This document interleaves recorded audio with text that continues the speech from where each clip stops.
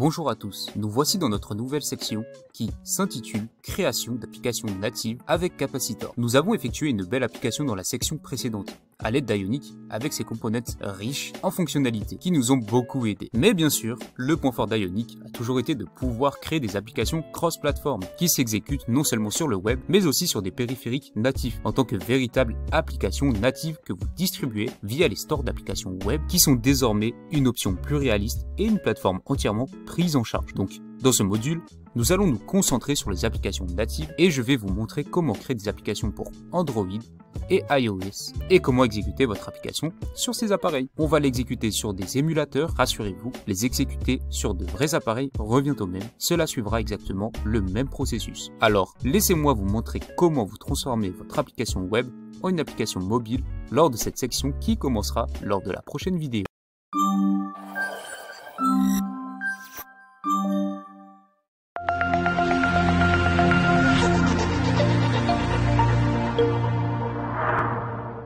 Bonjour à tous, donc nous allons continuer avec l'application que nous avons conçue dans le dernier module de cours, cette application de recettes qui reste assez simple avec l'aide d'Angular. Maintenant, comme je le dis toujours, la documentation sera votre meilleur allié en cas de problème rencontré. Vous trouverez des instructions pas à pas dans la partie Developing, vous avez une partie iOS et Android. Vous y apprendrez toutes les étapes à suivre pour transformer votre application web en application Android et iOS. Maintenant, il est important de disposer de certains outils afin de réaliser cette conception. Il est également important que si vous buildiez localement sur votre machine, vous devez en réalité utiliser un système macOS pour pouvoir compiler pour iOS. Vous ne pouvez pas créer d'application iOS sur Windows, à moins d'utiliser le service payant d'Ionic, AppFlow, que vous pouvez faire et en apprendre davantage sur le site officiel. Vous pouvez créer par exemple votre application dans le cloud plutôt que sur votre ordinateur. Elle peut être créée sur un environnement macOS, mais il s'agit d'un service payant. Donc si vous buildez localement comme nous le faisons, alors vous ne pourrez le faire que pour iOS sur des systèmes macOS. Les applications Android peuvent être créées à la fois sur les systèmes macOS et Windows ainsi que sur Linux. Pour ma part, je dispose d'un Mac, donc je vous présenterai dans un premier temps ce système et bientôt je vous présenterai la version Android. Alors, quelles sont les exigences? Nous allons voir cela dans la prochaine vidéo.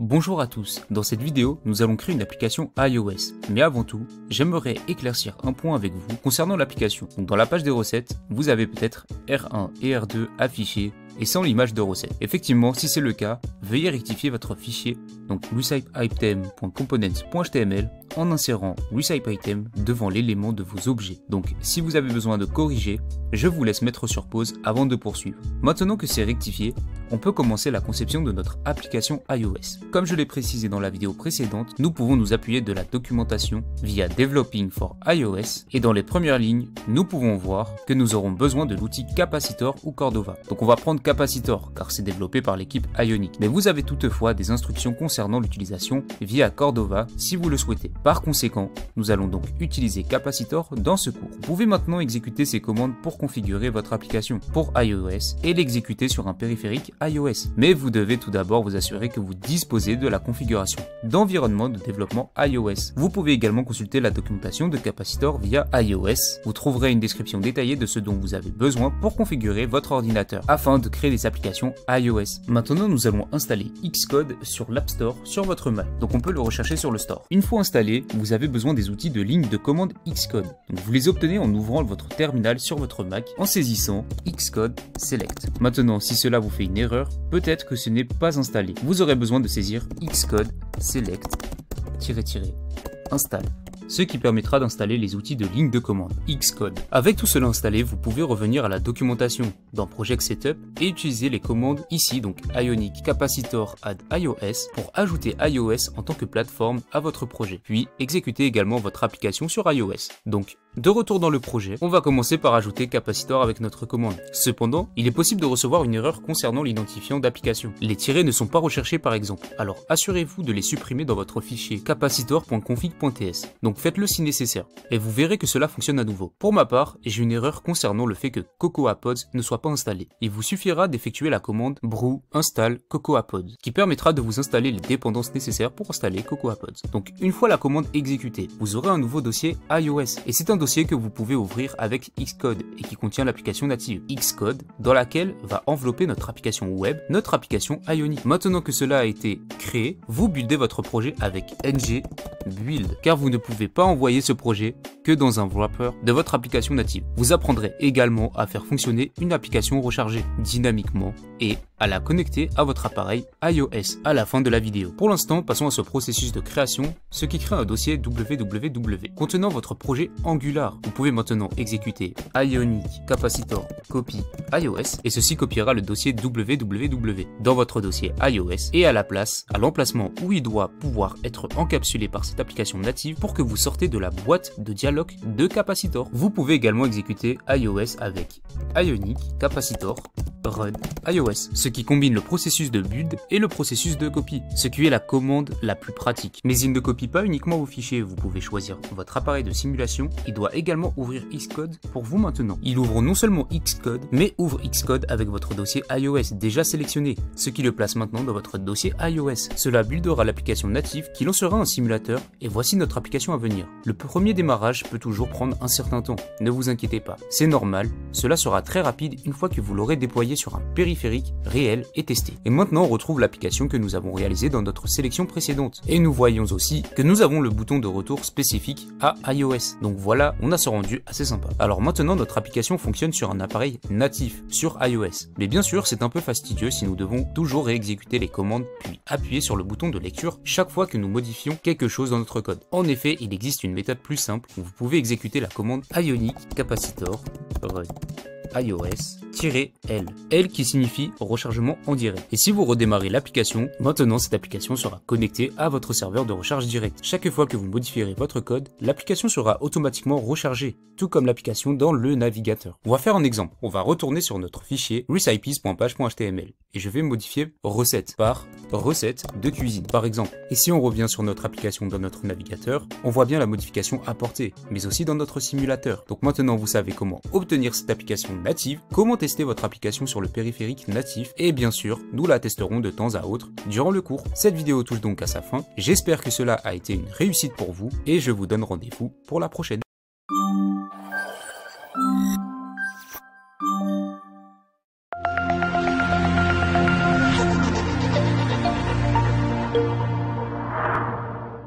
Bonjour à tous, dans ce module, je vous ai détaillé comment utiliser Capacitor pour obtenir une véritable application native contenant votre application Ionic pour iOS. Mais je vous présenterai la méthode pour Android très bientôt, plus précisément lorsque j'aurai la possibilité de développer un projet via Android. Vous avez vu comment vous pouvez facilement build votre application et l'exécuter sur des émulateurs ou des appareils réels via Xcode. Vous avez également vu le mécanisme de rechargement en direct et on va s'en tenir à l'application web pour le moment car c'est un peu plus rapide et plus facile à débugger. Néanmoins, nous savons maintenant comment créer une application web et une application native. Et cela nous permet déjà de créer des applications pour des plateformes gratuites avec un seul et même code. C'est tout simplement incroyable. Passons maintenant à Ionic et son développement d'applications, car nous savons maintenant comment les transformer en ce que nous voulons qu'elles soient. Nous pouvons maintenant nous concentrer à nouveau sur la logique de l'application dans la prochaine section.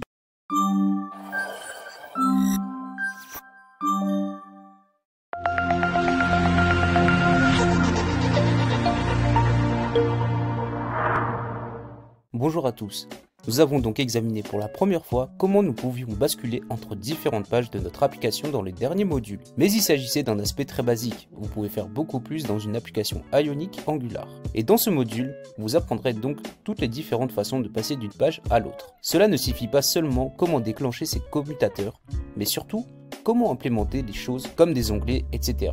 Pour être plus précis, nous allons examiner le routeur Angular et le contrôleur de navigation Ionic. Vous n'avez pas encore entendu parler du contrôleur de navigation, mais c'est un autre outil qui peut nous aider à changer de page. Bien que vous apprenez principalement à utiliser le routeur Angular, vous apprendrez comment ajouter des onglets à votre application. Vous pourrez donc, si vous le souhaitez, naviguer dans un onglet et ajouter un side drawer que vous pouvez utiliser pour la navigation. Vous apprendrez comment utiliser les surimpressions, les overlays ou plus précisément un modal, qui est aussi un peu une navigation car il occupe la page et donne à l'utilisateur une nouvelle page en haut de l'autre, pour ainsi dire, et nous reviendrons à la fin du module. Plongez également dans Guards, qui est une fonctionnalité fournie par Angular, pas quelque chose venant d'Ionic, mais une fonctionnalité que nous pouvons utiliser, et bien sûr, dans les applications Ionic Angular, qui peuvent nous aider par exemple avec des choses comme l'authentification. Donc beaucoup de terrain à couvrir, plongeons directement dans le sujet dans la prochaine vidéo.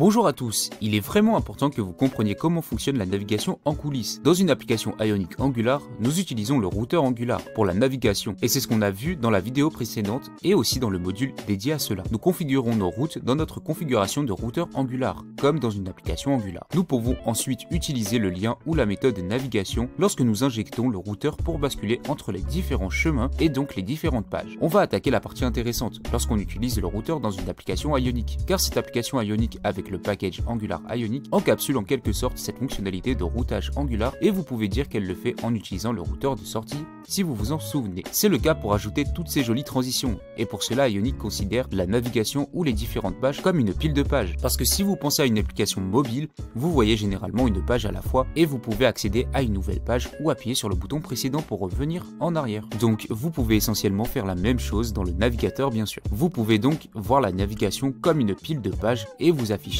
toujours la page qui se trouve au-dessus de cette pile. Lorsque vous revenez en arrière, vous affichez en gros la page supérieure et les autres pages. Ionic contrôle ces piles de pages avec un contrôleur de piles appelé Stack Controller. C'est une classe avec laquelle vous ne travaillez pas directement dans votre application Angular. Ionic le fait pour vous, c'est donc interne à Ionic. Lorsque vous avancez, une nouvelle page est insérée dans cette pile et lorsque vous utilisez le bouton précédent pour revenir en arrière, la page la plus haute est affichée. Maintenant, au cas où vous vous demanderiez comment il sait, si un appel de navigation est destiné à aller en avant ou en arrière, il examine essentiellement l'ID interne de votre action de navigation et il s'avère que cet ID vous permet de déterminer si le nouvel itinéraire est fondamentalement un pas en avant de l'ancienne route ou derrière elle, pour ainsi dire. Donc vous n'avez pas à vous inquiéter à ce sujet. Ionic est très intelligent pour savoir si vous avancez ou si vous reculez, ce qui est important pour la lecture de la bonne animation pour la transition de page. Maintenant, cette pile de pages est également mise en cache pour vous et c'est une différence par rapport à un projet web Angular classique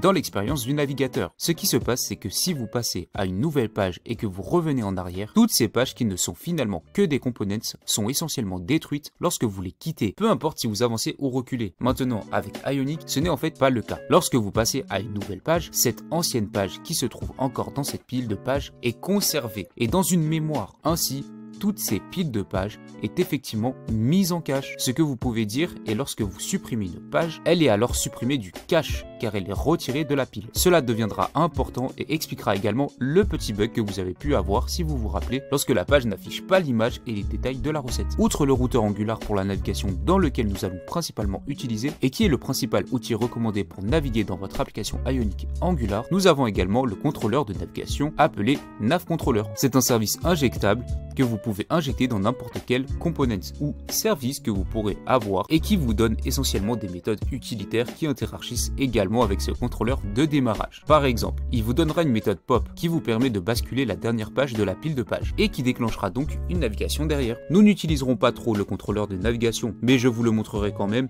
car il est bon de savoir qu'il existe. Cela peut vous aider à revenir en arrière. Mais nous utiliserons principalement le routeur Angular. Cette vidéo touche à sa fin, je vous donne rendez-vous pour la prochaine.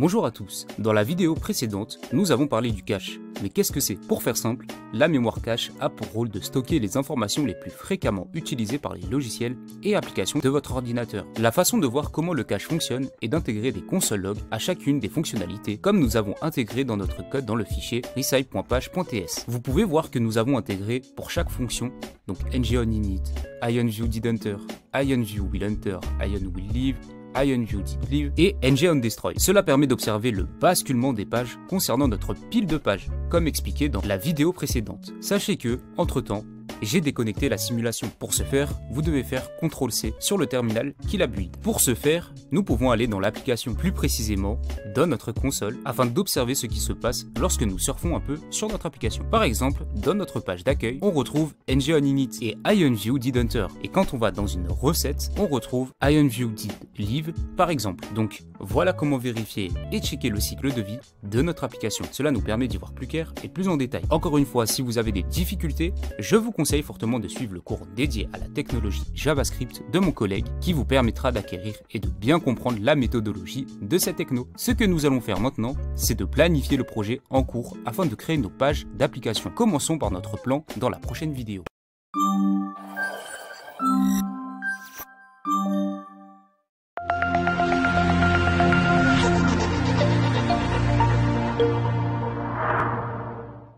Bonjour à tous. Il est maintenant temps de passer à notre projet de cours principal, car ce sera une application beaucoup plus grande qui implémentera réellement tous les concepts de navigation. Pour les modules ultérieurs, cela me permet également d'ajouter toutes les fonctionnalités intéressantes, telles que l'accès à la caméra de l'appareil, et ainsi de suite. Qu'allons-nous concevoir ?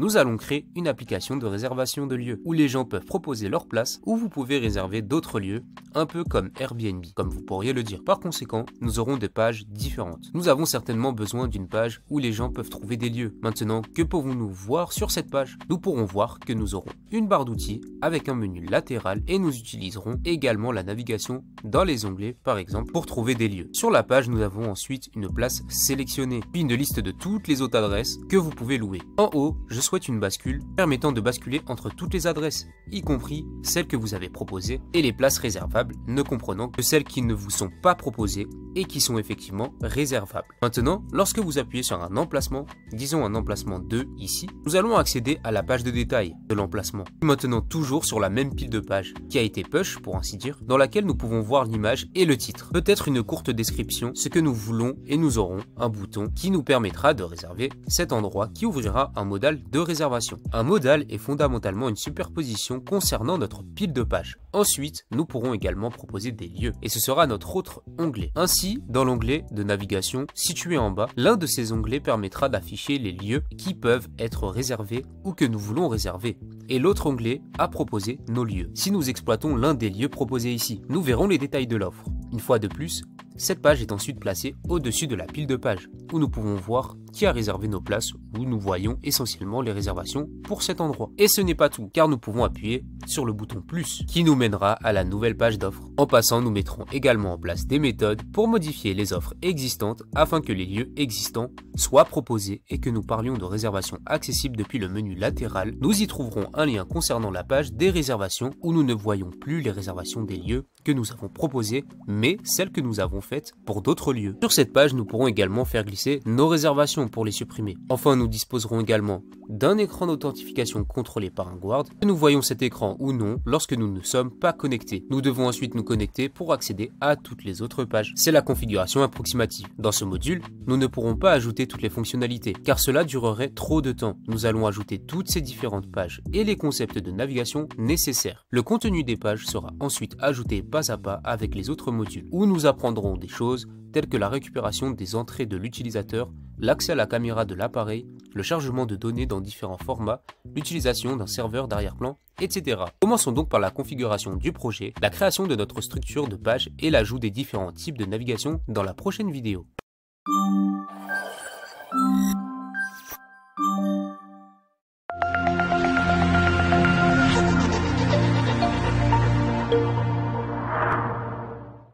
Bonjour à tous. En ce qui concerne ce projet, je vais donc continuer avec le précédent concernant les recettes. Mais vous pouvez bien sûr en créer un nouveau avec la commande que vous connaissez, Ionic Start. Si vous souhaitez me suivre, on va commencer par se débarrasser de notre dossier Recipes, qui n'est plus d'aucune utilité. Et puis nous allons générer de nouvelles pages et bien sûr, nous devons ajuster notre routage au fur et à mesure. Commençons donc par générer nos pages que nous pouvons faire avec la commande Ionic generate page. Et on va mettre auth. Bien évidemment, nous avons besoin de beaucoup de pages. Celle-ci sera la page que nous verrons lorsque nous démarrons l'application. On peut donc run la commande, ce qui nous donne notre nouveau dossier auth et ajoutera celui de root au fichier approutingmodule.ts. En parlant de cela, on peut supprimer tout ce routage de recettes ici. À noter que, selon la version d'Ionic que vous utilisez, ce qui a été généré dans le fichier de routage pourrait ressembler à cela. Nous voyons que la syntaxe de load_sheet_run a un peu changé. Au lieu d'avoir une longue chaîne ici, vous avez maintenant cette fonction qui, dans son corps, appelle la fonction d'importation, puis pointe vers le module afin d'être importé en classe, comme ceci. Vous pouvez donc conserver cette syntaxe, que je vous recommande de conserver. Nous allons saisir Ionic Generate Page Places,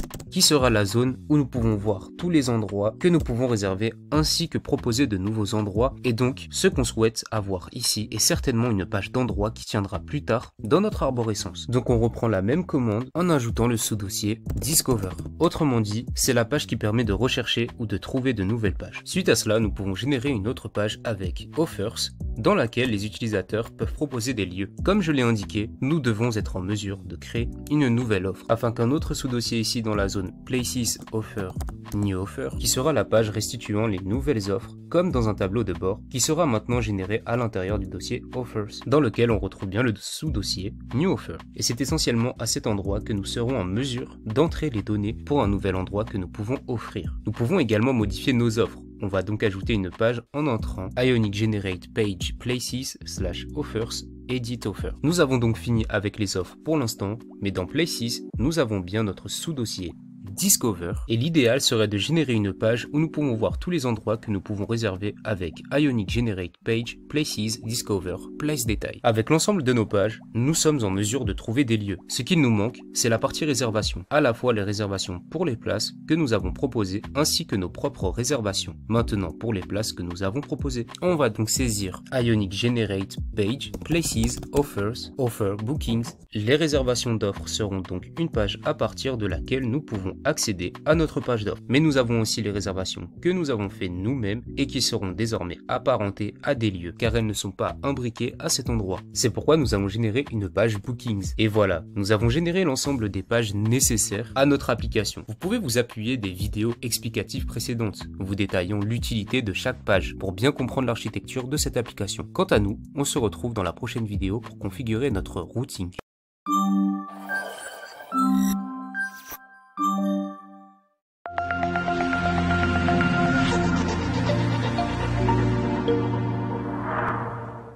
Bonjour à tous. Maintenant que nous avons appris à quoi devrait ressembler ce projet et que nous avons préparé toutes ces pages, commençons par ajuster cette fonction de routage principale. J'ai donc ajouté les chemins dans notre fichier approuting.module.ts. Donc nous avons en premier auth, qui comme vous l'avez compris, nous assurera l'authentification des utilisateurs. Nous avons dans un deuxième temps places, qui permettra de lier notre page concernant les différents lieux. Et pour finir, nous avons bookings, afin d'obtenir nos réservations. Donc par défaut ici, lorsque nous nous connectons, nous serons redirigés vers la page des lieux. Plus tard, nous ajouterons une configuration de sécurité afin de déterminer si nous sommes bien connectés avant de pouvoir consulter la page des lieux par exemple. Si l'utilisateur n'est pas connecté, il sera redirigé vers la page d'authentification. C'est donc notre configuration de premier niveau. Et avec cela, si nous regardons notre page en tapant la commande Ionic Serve, cela va charger le module Places qui sera responsable du rendu de la page des lieux, comme on peut le voir dans le fichier places.module.ts avec le chemin indiqué. Puis nous avons également le fichier places.page.html où nous avons renseigné un titre pour l'instant. Et donc nous voici sur notre page avec notre configuration à jour. C'est une configuration simple afin que vous compreniez bien son utilité, ce qui nous permettra de plonger directement dans les onglets et expliquer comment vous pouvez en ajouter afin de basculer notre attention sur la recherche d'un lieu ou la découverte d'un lieu par exemple.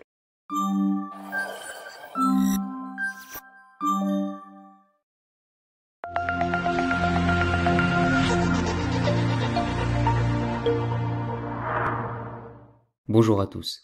Ajoutons maintenant quelques tabs, des onglets en français, à la page des lieux. Les tabs sont un concept de navigation courant dans les applications mobiles. Vous pouvez bien sûr les utiliser également sur les applications web, mais vous les voyez surtout dans les applications mobiles. Cela va vous permettre de charger différentes pages en fonction de l'onglet sur lequel vous avez appuyé. Un atout important est que vous disposerez de piles de pages, des stacks par laquelle vous avez accès, puis vous pouvez appuyer sur l'autre onglet sans revenir en arrière, car sur l'autre onglet, vous avez également une page enfant, de sorte que vous ayez 3 pages sur la stack, sur votre pile de pages. Les piles de pages sont donc séparées afin de ne pas se mélanger et vous permettent de parcourir sans même avoir besoin d'être rechargé à nouveau. Nous allons tout de suite voir ensemble comment implémenter les tabs dans notre application.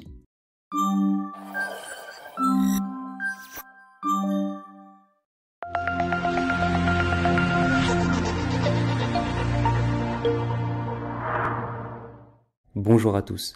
Comme toujours, la documentation officielle est un endroit idéal pour tout avoir sur les tabs. Vous trouverez en bas de cette documentation des components d'éléments. Maintenant, il vaut la peine de souligner que vous les utilisez un peu différemment avec Angular, ce qui est indiqué ici. Je vais vous donner les indications nécessaires, mais l'idée générale est la même. Alors comment les tabs fonctionnent? Tout d'abord, dans notre fichier places.page.html, nous allons ajouter le component IonTabs qui enveloppera votre logique et qui comportera le component IonTabBar qui va permettre en principe de définir les boutons que vous souhaitez insérer, les tabs avec du texte ou des icônes également. Ce component doit recevoir un slot bottom afin de le positionner correctement. Et à l'intérieur, on va insérer un IonTab button qui vous permet de configurer les différents boutons de votre barre d'onglet. Chaque bouton doit obtenir un identifiant que vous attribuez grâce à l'attribut Tab Discover. Vous pouvez choisir l'identifiant que vous souhaitez. Et ici, on va créer un deuxième bouton en ajoutant notre attribut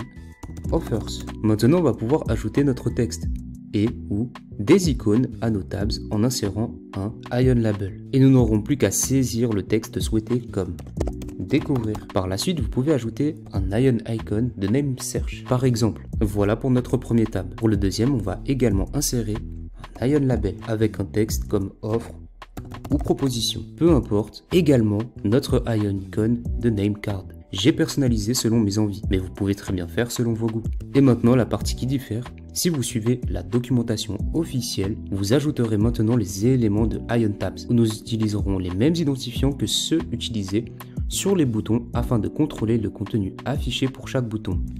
Avec Angular, cela fonctionne un peu différemment.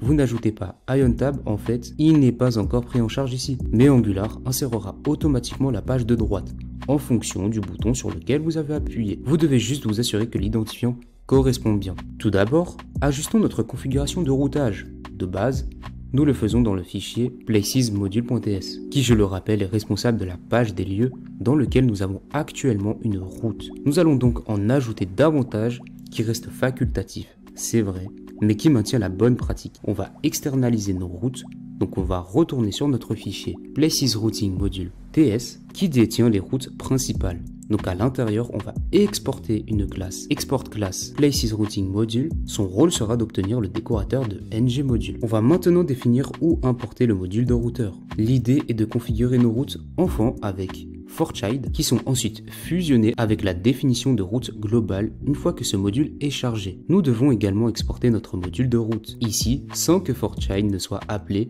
de nouveau avec le routeur module. Maintenant pour les routes, nous pouvons créer une variable de type route que nous avons importée en tête de page, qui sera donc un tableau de nos objets. Et dans ce premier objet, nous allons définir un chemin avec path sur lequel nous nommerons des tabs.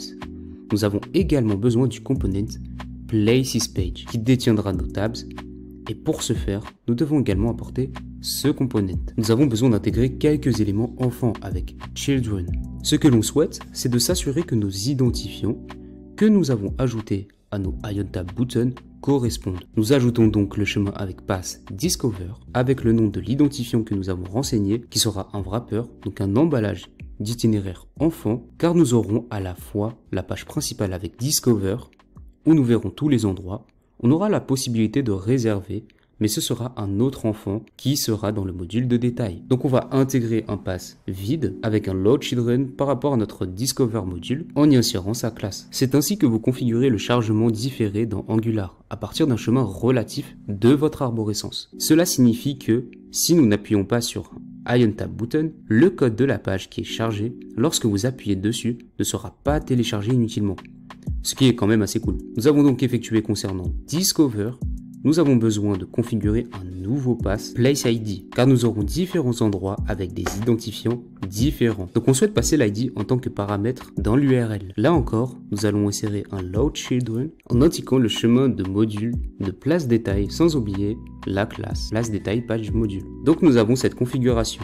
Nous avons intégré la partie des offres, donc on va également faire un pass offers, puis children avec un pass vide en indiquant le chemin du module offers sans oublier sa classe offers page module. Et on va également ajouter un path new, ici vous pouvez choisir le chemin que vous voulez, et on va insérer un loadChildren avec le chemin amenant au module de new offer avec la classe indiquée new offer page module. Mis à part ça, nous aurons également deux routes.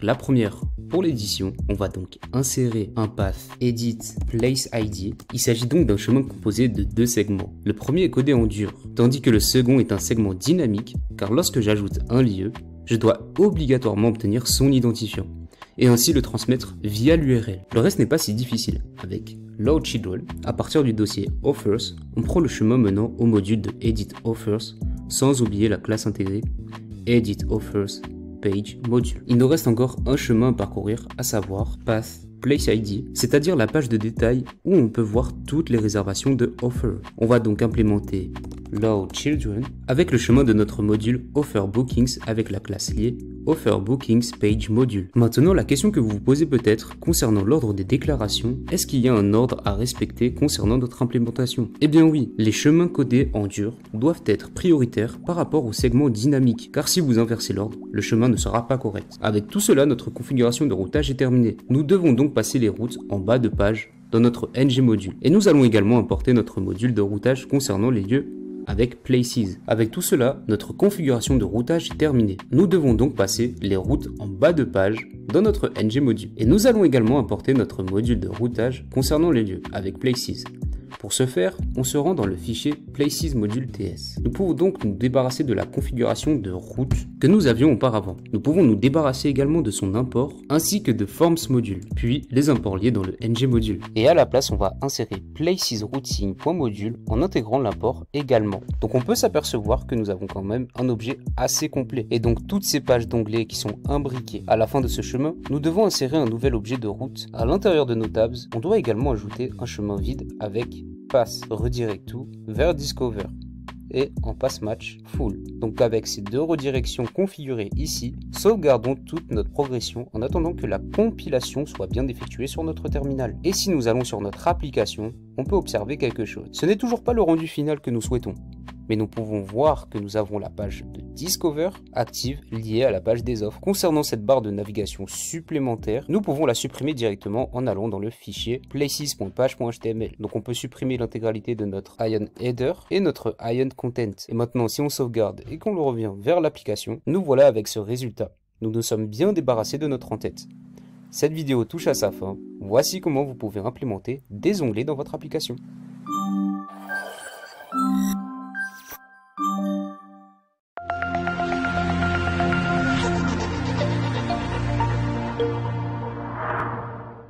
Bonjour à tous. Maintenant que nous avons ajouté nos tabs, nous avons la possibilité d'incorporer un style personnalisable en changeant la couleur par exemple, ce que l'on fera une fois notre incrémentation terminée afin d'améliorer le confort visuel de notre application. Nous allons surtout travailler sur le contenu de nos pages pour obtenir un contenu factice de base que nous pouvons utiliser pour naviguer ensuite vers les autres pages que nous avons et qui ne sont pour le moment pas accessibles pour nous. On va donc commencer par la page HTML Discover. On va pouvoir changer le titre par Découvrir des lieux ou autre chose si vous le souhaitez. Là, je veux créer un lieu sélectionné dans le content et une liste de lieux en dessous. Nous aurons plus de fantaisie concernant le style. Nous pourrons ajouter de réelles données par la suite, mais nous pouvons déjà commencer par des données factices et quelques dispositions de base et un style par la suite. Donc pour cela, commençons par configurer une source de données que nous pouvons utiliser pour gérer nos espaces. Pour cela, nous allons ajouter un service. Avec Angular, une dépendance est généralement l'instance d'une classe permettant de factoriser certaines fonctionnalités ou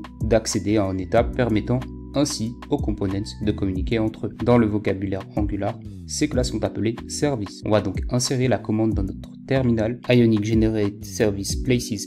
Cela va donc générer notre service à l'endroit souhaité et le voici. Par ailleurs, nous pouvons supprimer le fichier de test des spécifications. Nous n'en aurons pas besoin. C'est donc dans ce fichier que nous voulons gérer l'ensemble de nos lieux. Donc on va être plus sophistiqué. On va commencer par ajouter notre propriété privée qui est un tableau et ajouter un getPlaces où l'on souhaite retourner une copie de ces lieux afin que nous puissions directement éditer le tableau à partir d'autres endroits où nous avons accès à ce tableau. Il est également judicieux de définir un modèle de données avec lequel nous pouvons travailler afin de disposer d'une structure de ce à quoi peut ressembler un affichage d'un lieu dans notre application. Pour cela, à côté de notre fichier service, nous allons créer un nouveau fichier, place.model.ts. Et c'est ici que nous allons exporter une classe export class place. Encore une fois, vous pouvez le nommer comme vous le souhaitez. Puis, nous aurons notre constructeur dans lequel on va ajouter donc soit public ou private en argument pour le lier automatiquement à une classe portant le même nom. Supposons qu'un endroit ait un ID qui est une chaîne ainsi qu'un titre avec une description de type string également. Nous aurons aussi une image avec image URL toujours de type string et par la suite nous pouvons aussi avoir le prix qui sera de type number. Pour l'instant, c'est notre configuration. On verra par la suite une amélioration de celle-ci qui sera envisageable. Maintenant que nous avons ajouté un service, on peut préciser ici que nos lieux, donc places, seront de type place, en ajoutant le modèle qui va avec. Et pour cela, on doit ajouter l'import en haut de page avec import place from place model. Maintenant, nous avons besoin d'un ID avec new place P1 Manhattan, dans le centre-ville de New York, l'image et le prix. Voilà pour notre premier emplacement. Créons un nouvel ID. Pour ce faire, on va coller le premier et le coller en changeant l'ID par P2, le lieu par chez Gusto, la description par un endroit idéal pour manger au cœur de la ville de Paris et l'image par ceci avec un prix de 54,79. Puis on va en créer un troisième. On copie, on colle et on change les éléments en commençant par l'ID P3, le lieu par à la plage de Rio de Janeiro, la description par petit moment de fraîcheur au Brésil, l'image avec un prix de 289. Donc j'ai maintenant mes trois lieux ici. Il faut maintenant pouvoir les récupérer et les afficher dans la page de découverte.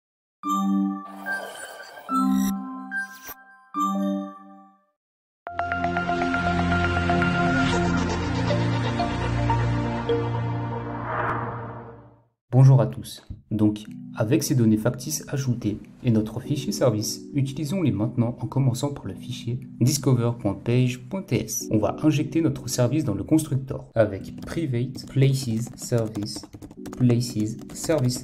Puis nous allons chercher nos lieux lorsque nous chargeons la page. On souhaite donc le faire dans NGOnInit car les pages sont mises en cache. Lorsque vous passez d'un onglet A à un onglet B, cela ne s'exécutera pas à chaque fois que cette page sera visible. Pour le moment, nous n'avons aucun moyen de changer nos lieux. Par conséquent, on va d'abord ajouter l'import dont on aura besoin, import place from place.model, et dans notre export, on va intégrer loaded places place. Donc on ajoute nos propres lieux dans la discover page de type lieu qui sera un tableau. Et dans NGOnInit, on va le définir en insérant this.loaded places égale this.places service.places. Nous avons donc notre argument portant une propriété privée portant le même nom que nous permet donc d'accéder aux divers lieux. Pour que nous puissions charger ces lieux, nous pouvons compléter notre discover.page.html. Pour cela, on va construire notre grille avec IonGrid suivi d'un IonRow et d'un IonCall. C'est ici que l'on va insérer un IonCard qui devrait afficher notre emplacement sélectionné. On peut ajouter un IonCard header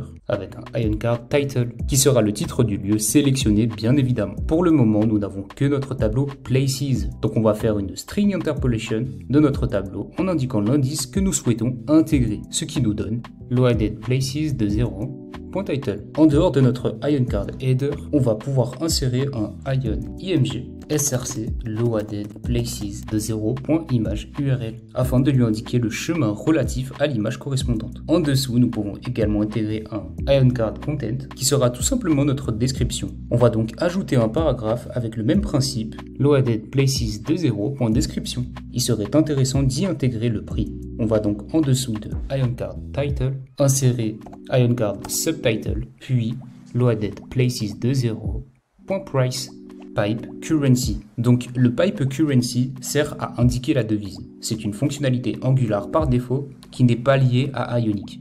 Il va intégrer un symbole $.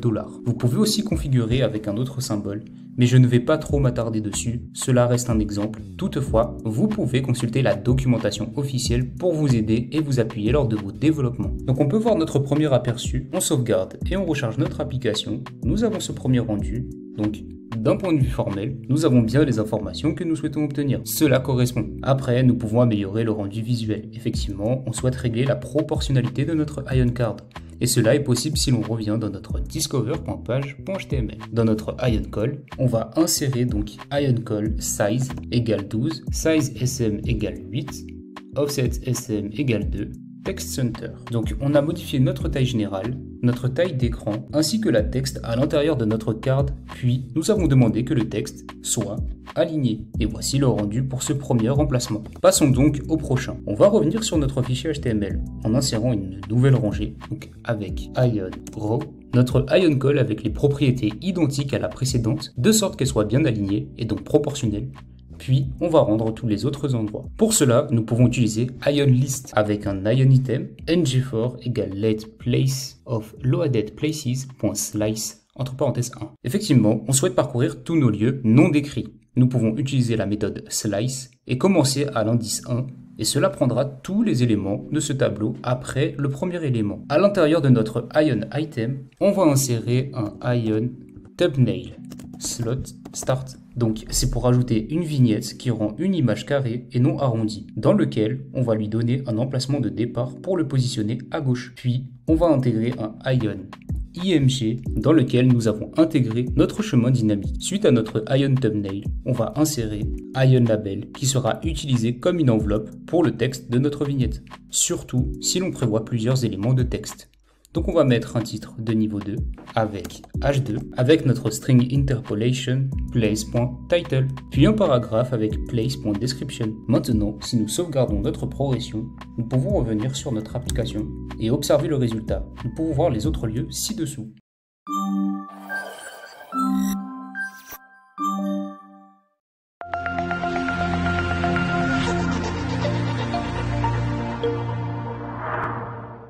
Bonjour à tous, suite à la dernière vidéo, j'ai dû changer le lien de l'image présente dans la vignette car celle-ci ne fonctionnait pas. Ce n'est pas grave, si vous avez le même souci, il vous suffit de changer d'image tout simplement dans votre fichier service. Maintenant, nous pouvons observer nos lieux dans notre application, mais pour le moment, nous les avons ajoutés uniquement pour que nous puissions aller plus loin dans la navigation et avoir un moyen d'aller au-delà des détails d'un tel lieu et d'ouvrir éventuellement ce mode de réservation. Pour y parvenir, on souhaite pouvoir taper et accéder à cette fonctionnalité. Si vous souhaitez faire autrement, vous pouvez vous essayer selon vos envies. De mon côté, je suis parti sur l'ajout d'un bouton qui nous permettra d'accéder aux détails. Tout d'abord, commençons par le bouton sur l'emplacement présenté dans notre discoverpage.html. Ici, après le Ion Card Content, mais toujours dans le Ion Card, et nous allons ajouter une div TextWrite Padding, de sorte que tous les textes soient complètement déplacés vers la droite et avec un peu de rembourrage. Et puis ici, je vais ajouter le bouton avec Ion Button Fill Clear Color Primary Router Link Loaded Places de 0.it, qui n'aura donc pas de bordure ni d'arrière-plan avec une couleur primaire, puis le lien du routeur ici, afin de pouvoir aller sur une autre page. La barre oblique que vous voyez dans un premier temps nous permet d'obtenir une navigation absolue, car la navigation relative peut vous octroyer quelques bugs. Nous avons donc notre premier segment avec Places, puis les éléments de tabs présents dans le fichier Places Routing Module.ts. Donc on va structurer tout cela sur plusieurs lignes pour obtenir plus de visibilité. À l'intérieur de notre bouton, on aura un texte plus, vous pouvez mettre ce que vous souhaitez. J'ai pris un mot assez court exprès de mon côté. Maintenant, si on enregistre ça, on devrait avoir notre bouton ici. Je vais également retirer les attributs sur la div. Pour ma part, je vais laisser par défaut. Maintenant, si on enregistre ça, on devrait avoir notre bouton ici. Et lorsqu'on clique dessus, nous sommes redirigés vers la page de détail sans bouton de retour pour le moment. Mais bien sûr, nous pouvons utiliser le bouton de retour de notre navigateur. Toutefois, il est important de noter la différence entre les deux. Nous n'avons pas la même transition, car cela dépend du navigateur et non d'Ionic. Il y a une autre chose que vous pouvez définir lorsque vous avez défini un router link. Ce que je ne vous ai pas encore montré, il s'agit de routeur direction, qui est spécifique à Ionic et non pas à Angular. Cela va permettre à Ionic de donner un indice permettant de savoir si cette navigation ici sera une navigation vers l'avant appelée Forward Navigation. Et par conséquent, une animation qui ajoute une page à la pile de pages et qui ressemble à la vôtre à l'avenir, ou si elle doit jouer une animation en arrière. Donc vous pouvez définir forward ou même backward en fonction de la situation indiquée et Ionic le détectera automatiquement, ce qui fonctionne généralement très bien, mais définir la direction de ce routeur peut être utile lorsqu'il s'agit d'une page pouvant être chargée en tant que première page de votre application, où cela devrait réellement revenir en arrière au lieu d'avancer. Puis, en définissant ce réglage en arrière manuellement, cela appliquerait la bonne page et ne jouerait pas la valeur par défaut d'avance qui probablement sera détectée par Ionic si la page est chargée pour la première fois. Donc voilà, c'était à titre d'information. Nous de notre côté, on ne va pas l'utiliser.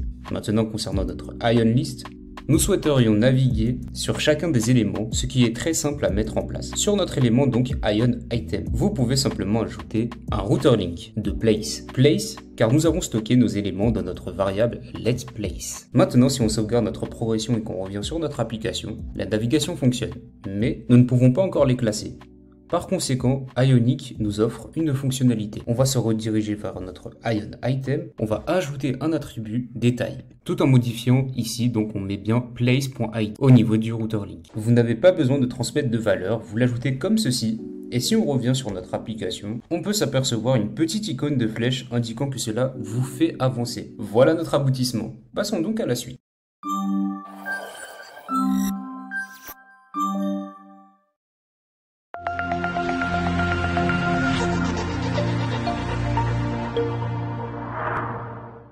Bonjour à tous, on va maintenant trouver un moyen pour revenir en arrière lorsque nous sommes sur la page de détail. Le moyen le plus simple est d'utiliser un Ion Back Button, si vous vous rappelez dans les précédents projets. Donc on va se rendre sur notre placeDetail.page.html, donc on peut modifier notre titre en français, détail du lieu, et juste au-dessus, on va insérer un Ion Buttons slot égale start avec une position de démarrage. Ci-dessous, nous pouvons insérer notre Ion Back Button qui par défaut vous permettra d'accéder à la page précédente. Et donc, on va tester la fonctionnalité dans notre application, sauvegardons et jetons un œil. Effectivement, j'ai bien un bouton de retour proposé qui me permet de revenir en arrière. Maintenant, le problème que nous pouvons rencontrer, c'est que lorsque j'entre dans la page de détail et que je rafraîchis ma page, je n'ai plus accès à ce bouton de retour, tout simplement car Ionic détecte qu'il ne sait pas où nous rediriger. Il faut comprendre que lorsque vous rechargez votre page, c'est comme si l'application redémarre et par conséquent, la pile de pages accumulée avant la réactualisation a été supprimée. Elle a été effacée. C'est comme cela que fonctionne JavaScript. Si vous rechargez l'application, vous redémarrez et toute la mémoire restante ou ce que vous aviez en mémoire est perdu. C'est pourquoi sur le Ion Back Button, nous allons ajouter un attribut qui s'appelle Default href Places Tabs Discover. Autrement dit, on indique le chemin à Ionic par défaut lorsqu'il ne saura plus où nous rediriger. Donc on va enregistrer cela et nous allons tester notre code. Donc on va sur l'application, on se redirige vers la page de détail, on recharge la page et nous avons notre bouton précédent. Top! Il est possible que cela ne fonctionne pas. Si vous utilisez des components Ionic dans une application JavaScript, lorsque vous utilisez la version Angular, il devrait s'agir de la syntaxe. En effet, nous écrirons default href en camel case. De plus, j'ai effectué une erreur de syntaxe. Donc on sauvegarde, on recharge notre application, on recharge et cela est bien fonctionnel maintenant. Maintenant, nous allons incorporer notre bouton de réservation dans ce même fichier, dans notre Ion Content, ce qui nous donne Ion Button Color Primary, Margin, Click, OnBookPlace, notre bouton réservé. Donc on ajoute une couleur primaire avec une petite marge autour de ce bouton, puis notre méthode click en exécutant OnBookPlace. Et donc nous allons exécuter notre méthode dans le fichier placedetail.page.ts. Donc en dessous de notre ng onInit, donc on souhaite juste revenir en arrière. On va donc indiquer l'URL vers laquelle nous voulons naviguer, ce qui nous donne onBookPlace this.router.navigate by URL places tabs Discover. Nous devons également injecter le routeur Angular dans notre constructeur,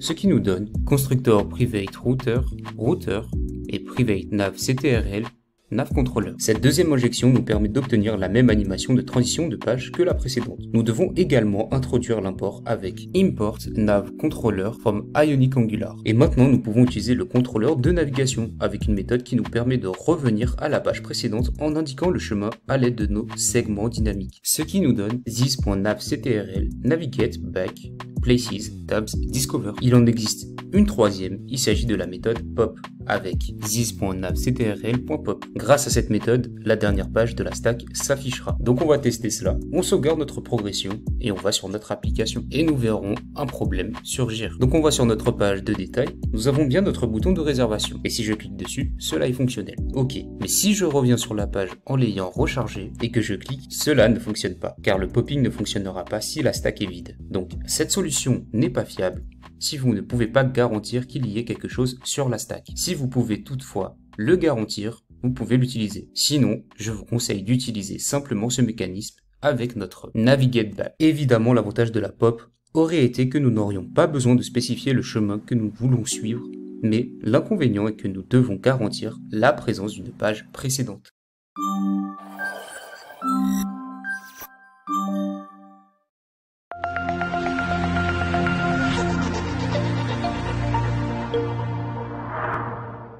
Bonjour à tous, maintenant on va s'occuper de notre onglet intitulé Offres dans notre application. Pour cela, on va se rendre dans offers.page.html et dans notre Ion Content, je vous ai déjà rédigé le code car ce sera le même template que le précédent. On va faire appel à nos lieux et pour cela, on va les disposer dans notre Ion Grid, séparés par le Ion Call.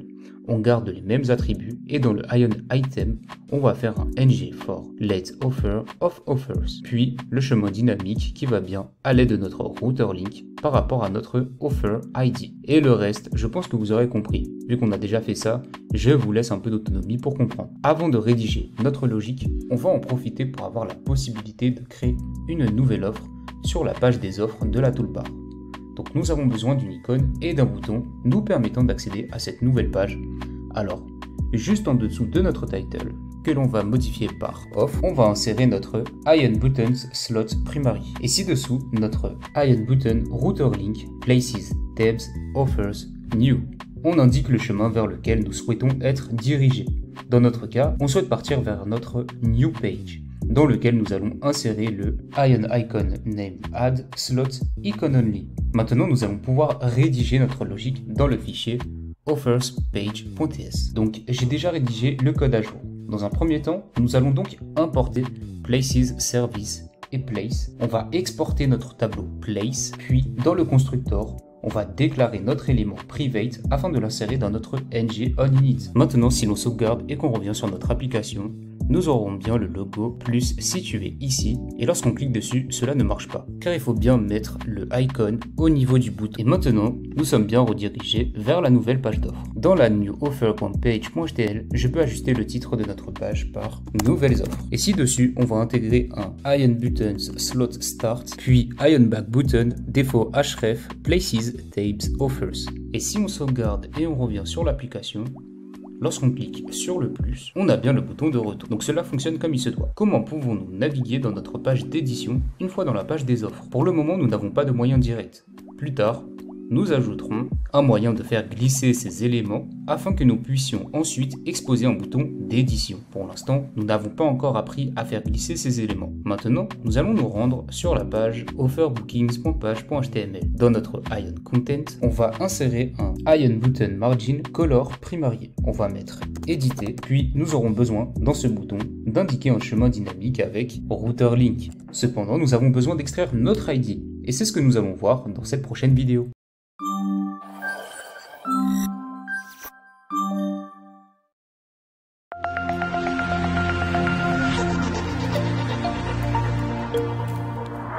Donc sur Offerbooking, nous devons extraire cet ID du lieu que nous avons chargé. Pour cela, je vais donc stocker Place dans une propriété de la classe OfferBookingPage. Pour cela, vous devez importer Place Model pour accéder aux parties dynamiques de notre URL. Je vais donc mettre ici un private route, son type sera donc Activated Route. Par la suite, vous devez également l'importer depuis Angular Router juste au-dessus. Cela nous permet donc ensuite de souscrire aux modifications de nos paramètres de route dans l'URL, où nous stockons ce segment dynamique.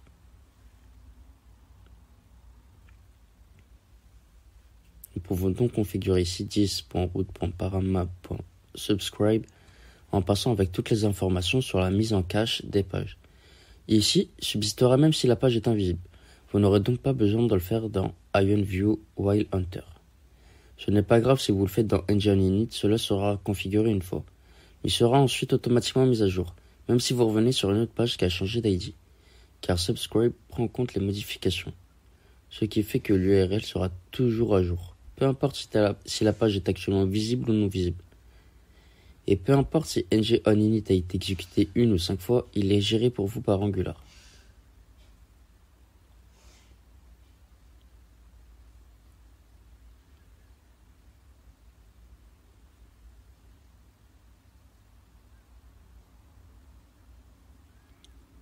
Donc ici vous obtenez cet objet paramap et maintenant nous pouvons d'abord vérifier si nous n'avons pas notre identifiant place pour une raison quelconque. Si tel est le cas, alors je vais partir.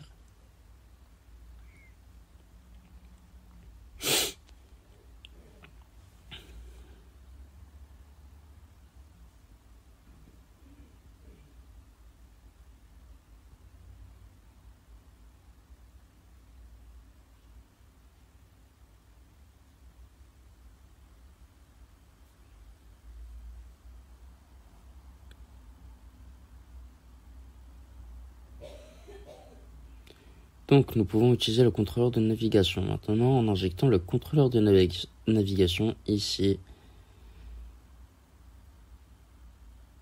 depuis Ionic Angular qui est l'endroit où vous devez l'importer. À présent,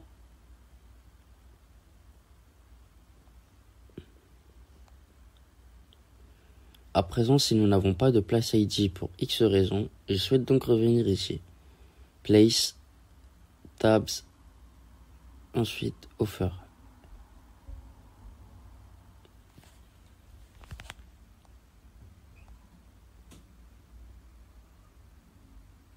J'ajoute return de sorte qu'il n'y ait aucun code qui ne s'exécute ici.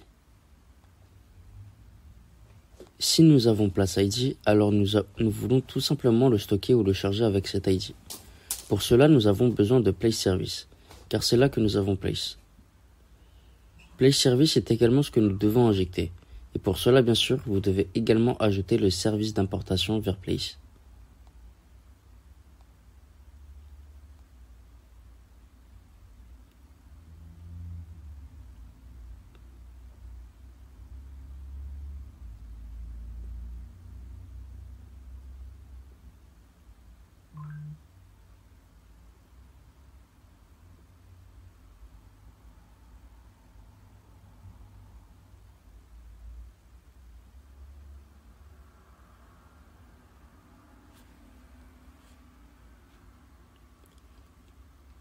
Ici, nous allons définir que 10.place est égal à 10.placeService.place, qui est une liste de toutes les places.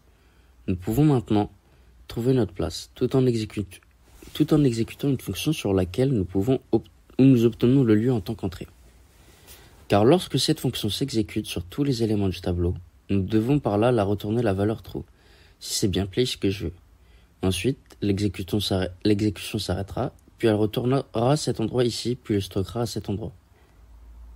True devrait être envoyé lorsque l'ID de place que nous regardons ici est égal à paramap.get.getPlaceID.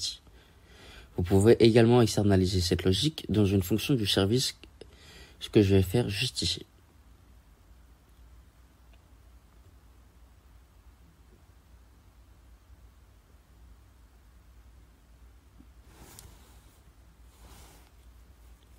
Donc, dans placeService, je vais ajouter une méthode get.place où je passe dans l'ID place puis je retourne thisPlace de sorte à lui donner accès au tableau des lieux privés.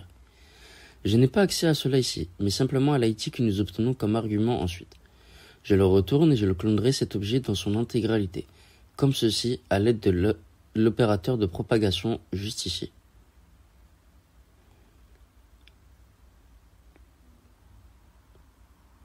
Puis j'extrais toutes les propriétés de l'objet place que nous avons récupéré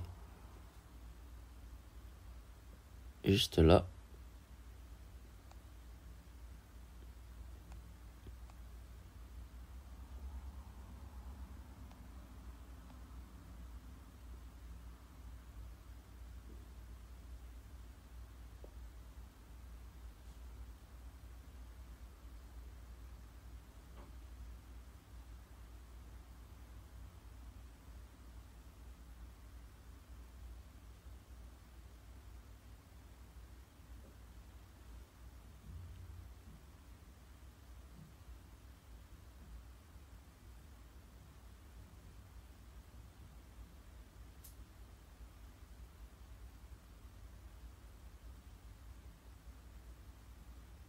Donc ici, nous avons la méthode getPlace.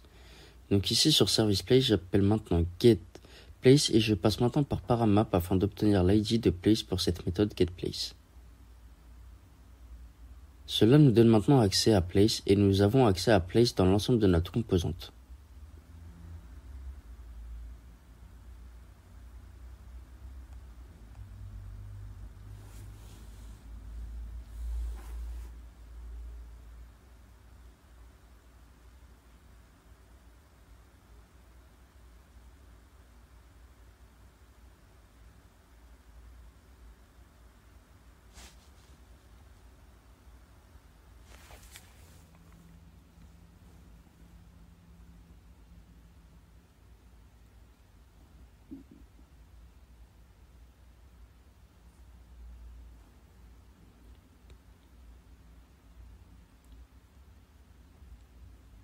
Par conséquent, je peux ajuster le titre et modifier celui-ci pour placer le titre et construire le lien juste en dessous. Nous pouvons lui indiquer d'aller sur Place, bien évidemment lui indiquant ce chemin-là, Place, ensuite Tab, ensuite Offer, puis Place ID, de sorte que le segment dynamique soit ici. Si je clique maintenant sur modifier, ici nous modifions l'apparence du manoir et rien ne se produit.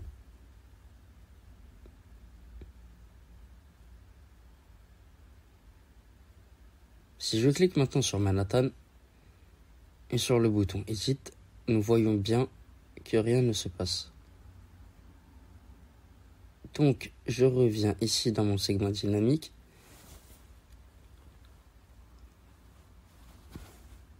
Si nous regardons à nouveau rapidement le routage des lieux, je vais bien sûr aller à Edit, puis Place ID d'abord. Donc le chemin correct ici serait donc d'ajouter Edit dans ce segment dynamique.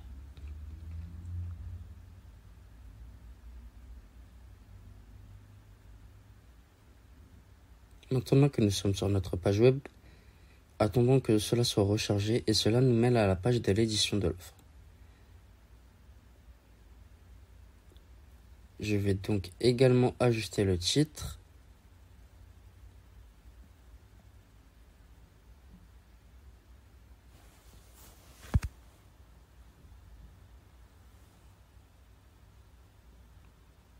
Nous avons notre titre modifié et notre bouton qui marche.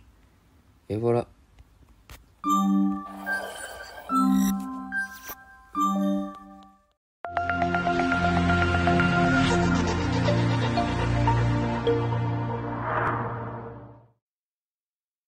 Maintenant que nous avons passé autant de temps à faire des allers-retours et à charger des données, passons à l'autre grand concept de navigation que nous voyons dans le mobile, mais également dans les applications web. Ce sera donc un tiroir latéral. Et ce qui est bien avec Ionic, c'est qu'il est toujours livré avec un tiroir latéral intégré que vous pouvez facilement ajouter à votre application. Un tiroir latéral est cette chose que vous déclenchez généralement dans votre barre de navigation contextuelle ou votre barre d'outils. Vous appuyez dessus et le tiroir latéral s'ouvre. C'est ainsi que cela fonctionne. Dans ce tiroir latéral, vous avez également des liens vers d'autres pages, d'autres zones de votre application. Voyons comment nous implémentons cela dans Ionic. Je ne me lasse de le mentionner, mais vous pouvez toujours aller consulter la documentation officielle d'Ionic. Vous y retrouvez dans cette zone comment configurer un tiroir latéral, des instructions détaillées sur la façon dont vous pouvez le configurer et voir également comment il fonctionne avec tous ces autres composants. Faisons-le maintenant. Où est-ce que je peux avoir cette icône d'un burger? C'est la première question que nous devons nous poser. La réponse pour moi se trouve dans cette application. L'icône hamburger devrait se trouver sur cette Discover page, juste ici. Découvrir les lieux.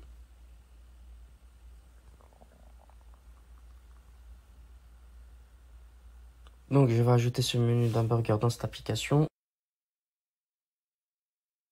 Tout d'abord, nous avons besoin du menu avant de pouvoir ajouter une forme de bouton qui l'ouvre. Donc, vous ajoutez ce menu dans votre composant racine en tant que frère à votre prise d'ion router.outlet.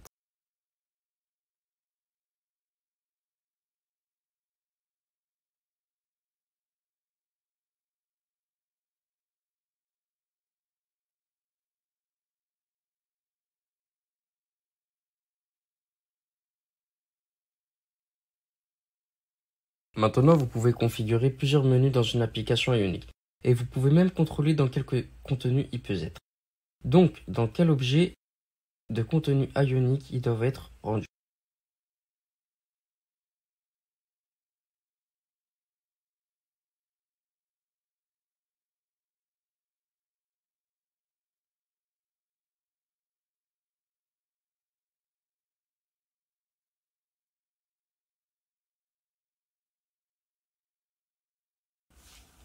Donc, à l'intérieur de l'application Ion, à côté de la sortie du routeur Ion, vous ajoutez donc un menu Ion qui a votre emballage autour de votre tiroir latéral entier. Maintenant, ce menu Ion prend maintenant un attribut latéral et vous pouvez le définir pour qu'il commence ou vous pouvez le définir pour qu'il finisse par définir où il doit glisser maintenant. Il ne porte pas les noms de gauche ou de droite puisque vous n'avez pas nommé les boutons de la barre d'outils.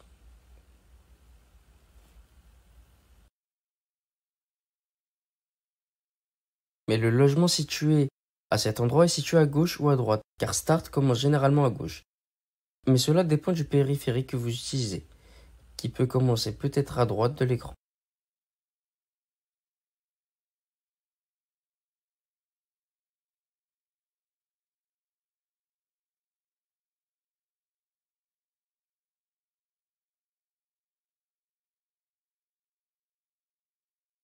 Main devrait donc être ajouté ici et ce menu se traduira par la page chargée dans celle-ci. Il s'ouvrira à gauche grâce au démarrage latéral ou s'ouvrira dès le départ, devrais-je dire.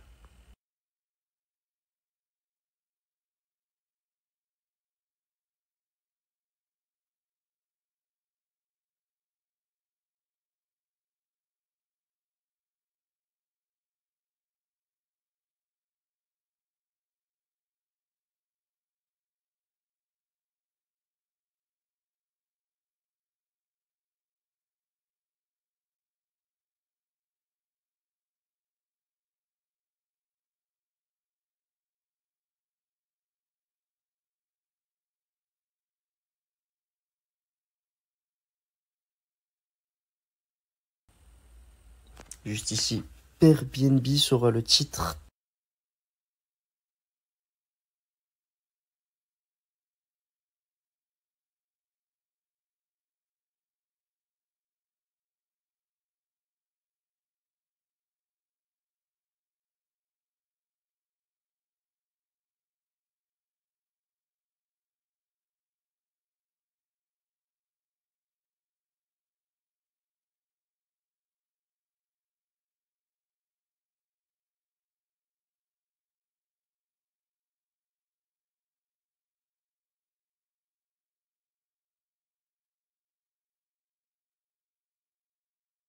Donc ici, je vais rendre une liste d'Ion avec quelques éléments de la liste.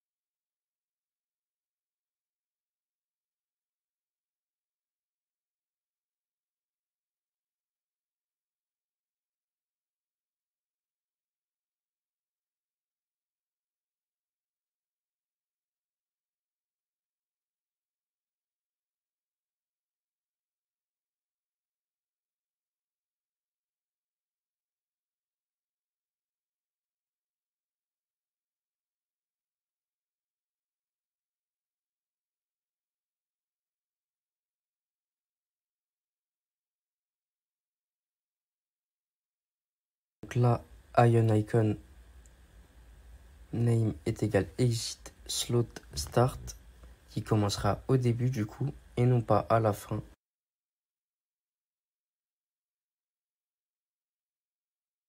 Là, nous aurons donc notre Ion label.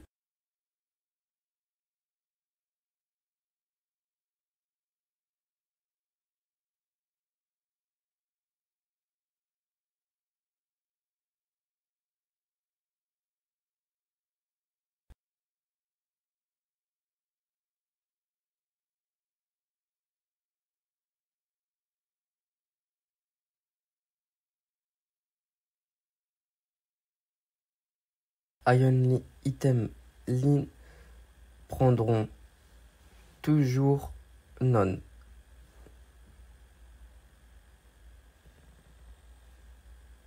Je vous remercie d'avoir visionné cette vidéo. Bonne journée à tous.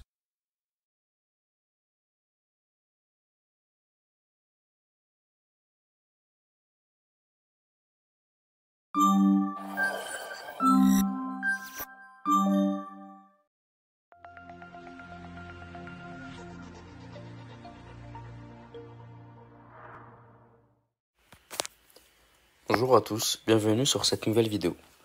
Ici, nous allons voir comment ouvrir ce menu. Cela va être très simple grâce à Ionic. Vous allez tout simplement à la page ou au composant où vous voulez l'ouvrir et il existe d'autres façons de l'ouvrir. Tout d'abord, je vais vous montrer l'icône d'hamburger et disons que ce sera la page des offres juste ici. Je vais rendre cette icône sur la gauche, donc je vais ajouter à mon bouton d'Ion Slot l'option Start afin qu'il se positionne à gauche.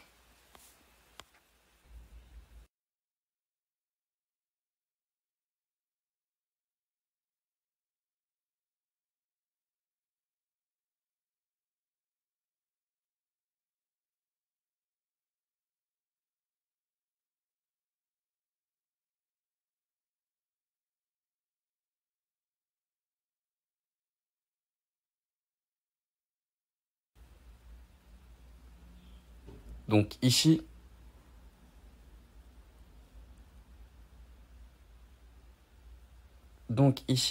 sur le bouton de menu Ion, vous pouvez ajouter une touche de menu et utiliser le même ID pour indiquer à Ionic le menu à ouvrir avec ce bouton. Donc ici, sauvegardons cela et attendons que cette application soit rechargée. Là, nous voyons maintenant cette icône hamburger et si vous la sélectionnez, ce menu s'ouvre. Donc tout cela est supporté. C'est un bon comportement de type natif, comme nous l'attendions. Et vous voyez, ce sont tous les éléments que nous avons ajoutés.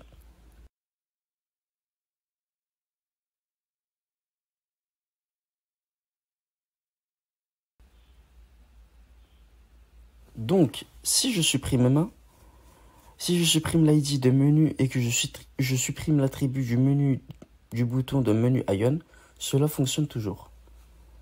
Donc si je supprime l'ID du menu et que je supprime l'attribut du menu du bouton de menu Ion, cela fonctionnera toujours.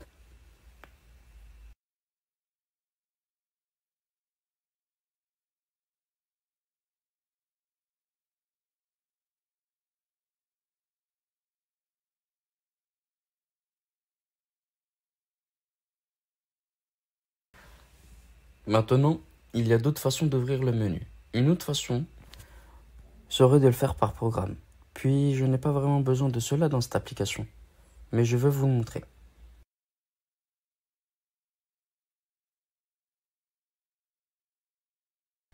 Donc disons sur la page de découverte ici, évidemment je vais ajouter ce bouton d'Ion avec un slot start. Ok. Maintenant nous avons un bouton Ionic ici qui est dit Open. Il va tout simplement ouvrir un bouton de menu latéral.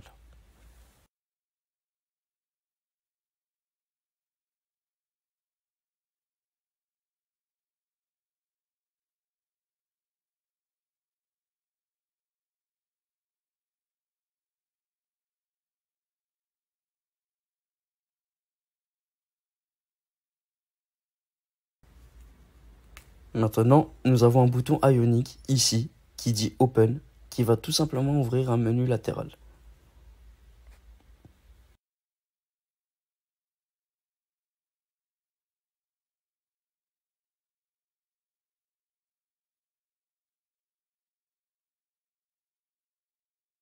Ici, l'idée est la même. Je vais ajouter onOpenMenu. Vous pouvez nommer cette méthode comme vous le souhaitez.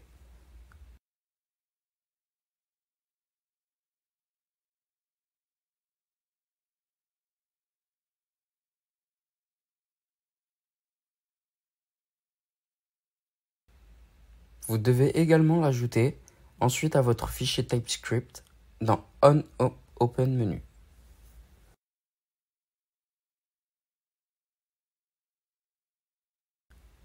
Comment pouvons-nous accéder à notre menu maintenant? Alors, je vais vous expliquer ça tout de suite. Il existe un contrôleur spécial que vous pouvez injecter, le contrôleur de menu. Private menu contrôleur. Il est de type contrôleur de menu et vous l'importez depuis Ionic Angular avec le contrôleur de menu injecté. Cela vous donne accès à vos menus. Vous pouvez donc maintenant utiliser le contrôleur de menu et vous obtenez par exemple un tableau de tous les menus trouvés.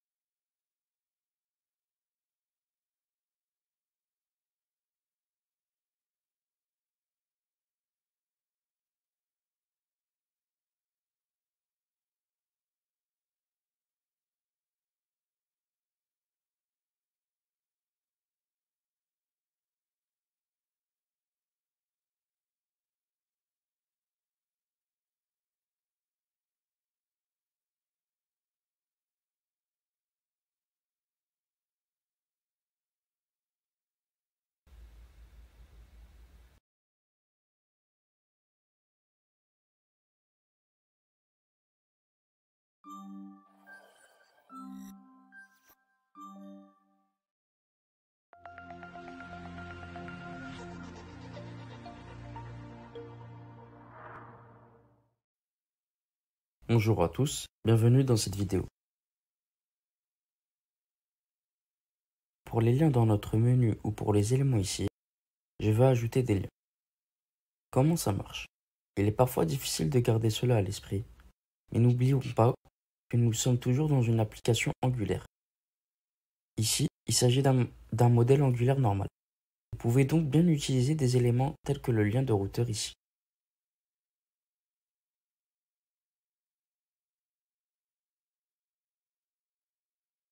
Ion item links prend none.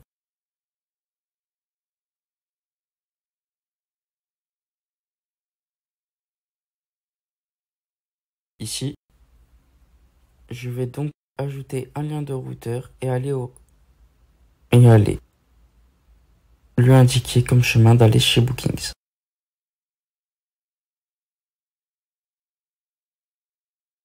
Voilà son emplacement.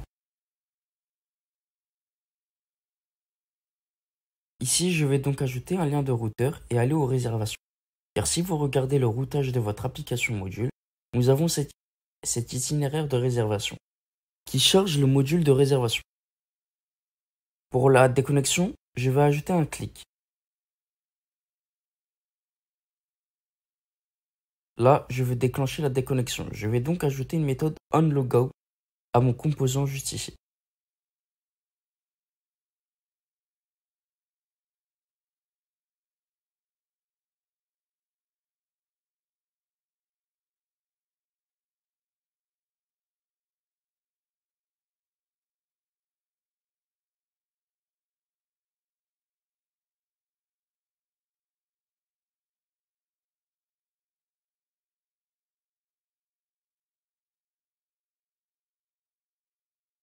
Maintenant, si nous sauvegardons cela, nous devrions avoir quelques liens ici, dans ce menu.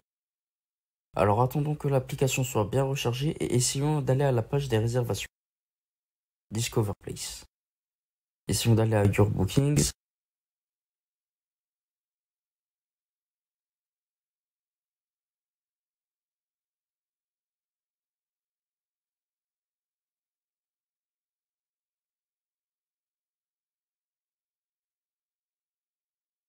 Il existe un moyen plus simple de le faire. Il y a un composant spécial que Ionic vous a fourni.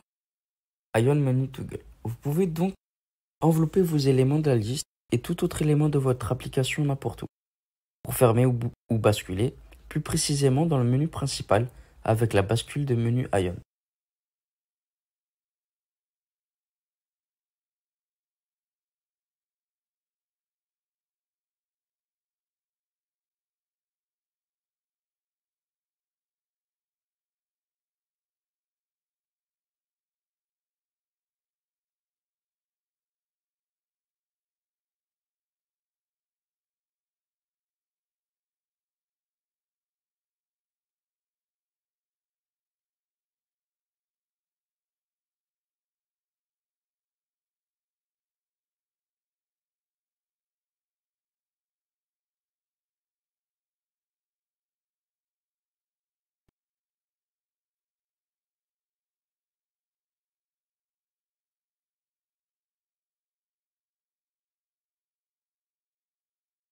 Le principe est le même.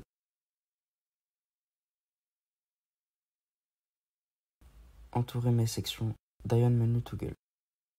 Donc, tout d'abord, je mets le titre de vos réservations. Ensuite, nous allons nous assurer que nous avons également corrigé la page des réservations ici. Je vais donc lui ajouter l'icône de menu. Et maintenant, nous pourrons ouvrir le menu à partir de nos réservations. Ion bouton Slot Start afin de placer l'icône à gauche.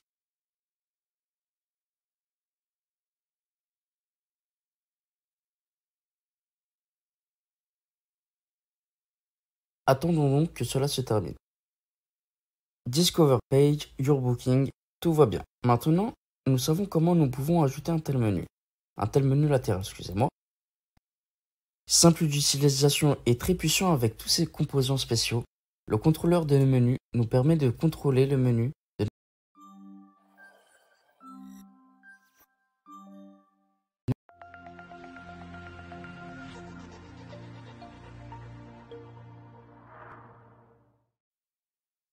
Bonjour à tous et bienvenue dans cette vidéo où nous allons ajouter un service d'authentification.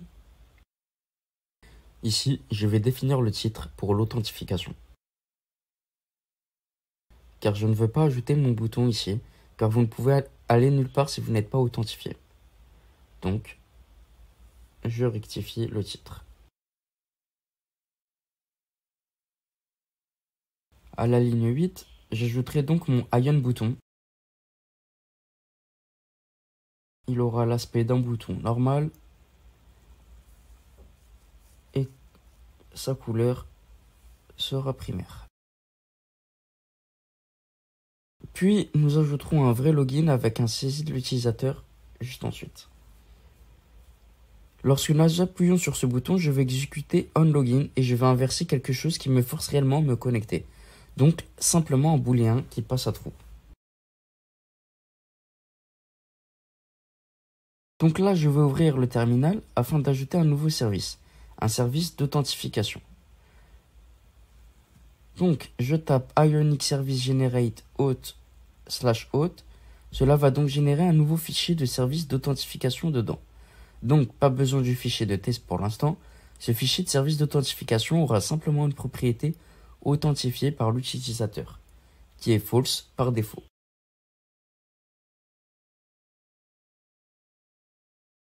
Ici, je vais tout simplement ajouter une propriété authentifiée par l'utilisateur, qui est false par défaut. Et ensuite, je lui ajouterai une méthode de connexion qui est ici définie l'utilisateur, qui est authentifié sur true normalement.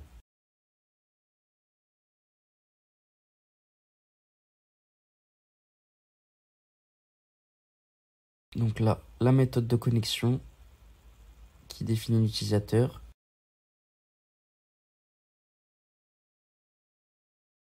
égale à true.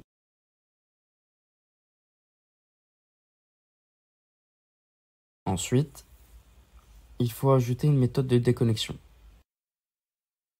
qui, elle, lorsque elle sera appelée, réinitialisera l'utilisateur et sera authentifiée sur false afin que nous ayons simplement ce flux d'authentification factice.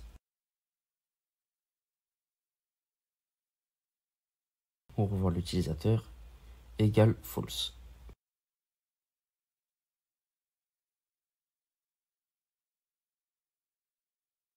Je vais donc ajouter la méthode onLogin juste ici.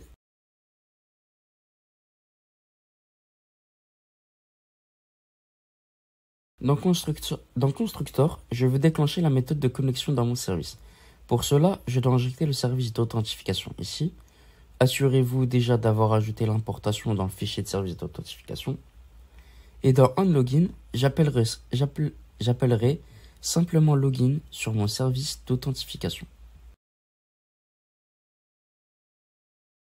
Autre service.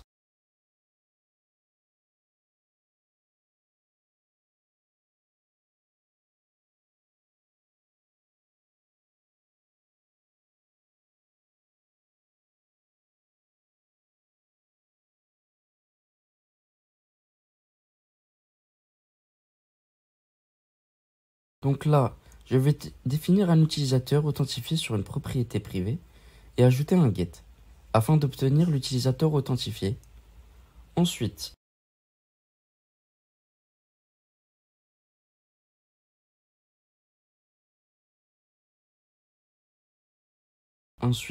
je mets un return afin de renvoyer cet utilisateur authentifié directement de l'extérieur.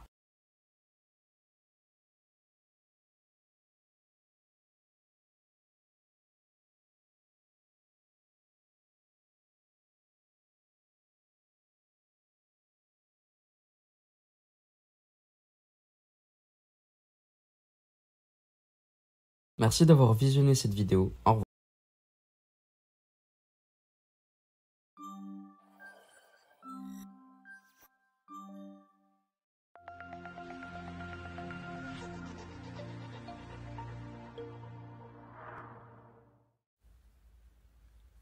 Bonjour à tous et bienvenue dans cette nouvelle vidéo. Ici, nous allons ajouter un système d'authentification. Donc, dans le terminal, nous allons marquer Ionic Generate. Ensuite, nous allons sélectionner Garde. Son nom sera auth/auth.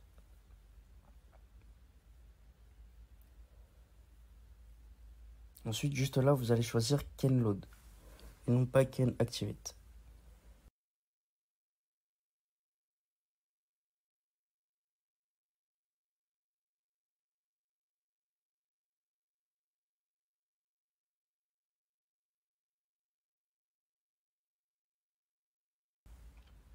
Donc, nous allons dans notre page authguard.ts et le CanActivate, je le remplace par un CanLoad. Là, nous allons effacer. Nous allons appuyer sur la définition de CanLoad et copier le chemin et le coller.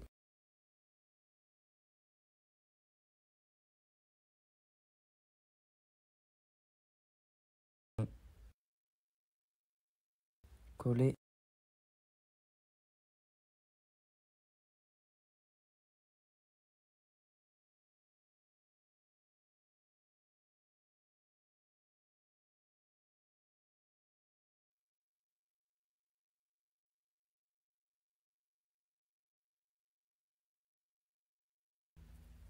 Donc ici, nous allons nous débarrasser de toutes les importations inutiles. Routeur également.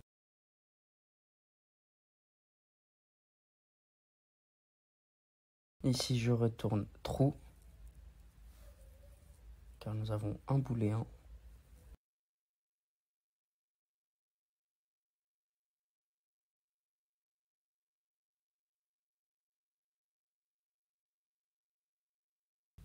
Ici, je saute des lignes et je mets un constructeur private auth service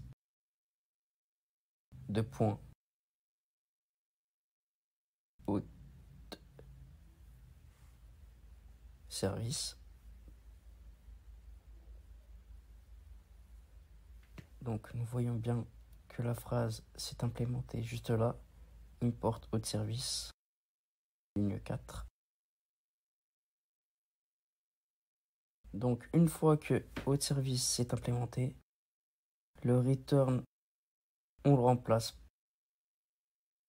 On enlève true et on met 10.authservice.user is authenticate. Donc l'utilisateur sera connecté. Donc là, je mets un private router.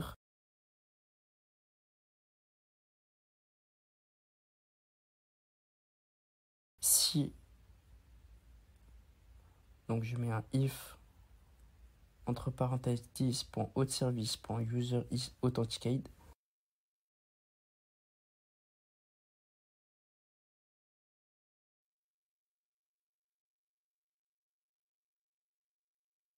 This.router.navigate by URL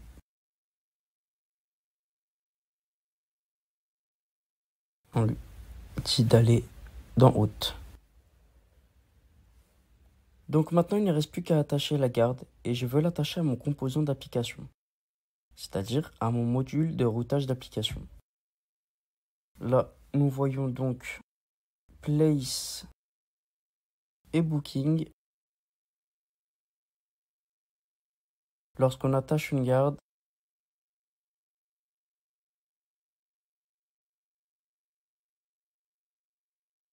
ici on mettra donc canLoad. Je mets des crochets de sorte à avoir un tableau, car vous pouvez avoir plusieurs services de garde pour un même type de carte. Ici, j'en aurai que un et ce sera juste haute garde.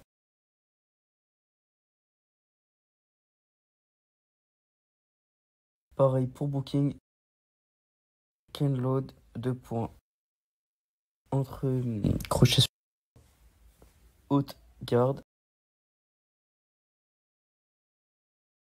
Voilà, donc c'est simplement monter juste là-haut. Revenons à notre hostpage.ts. Ici, nous allons tout simplement lui indiquer une private route, 2 points routeur.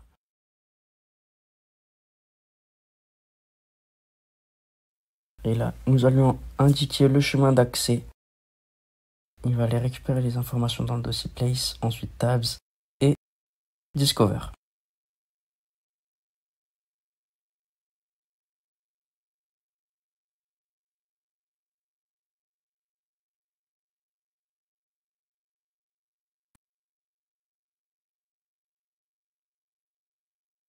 Ici, dans appcomponent.ts, je vais ajouter les services d'implémentation private auth service.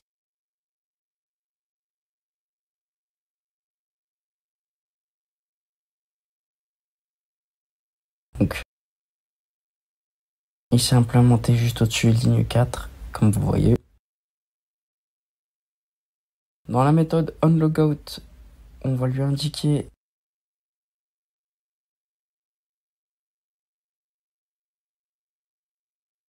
this.authservice.logout.